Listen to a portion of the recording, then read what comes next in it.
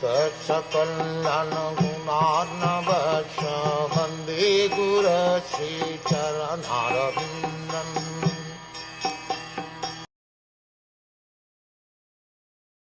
There is no need to live a degraded life and subsist on the charity of those whom you tried to kill by arson and poisoning. You also insulted one of their wives and usurped their kingdom and wealth. The system of Varnashram religion sets aside a part of one's life completely for the purpose of self-realization and attainment of salvation in the human form of life.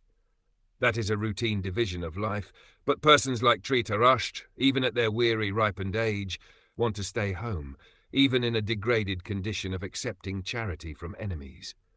Vidhur wanted to point this out and impressed upon him that it was better to die like his sons than accept such humiliating charity. 5,000 years ago there was one Dhritarashtra, but at the present moment there are Dhritarashtras in every home. Politicians especially do not retire from political activities unless they are dragged by the cruel hand of death or killed by some opposing element.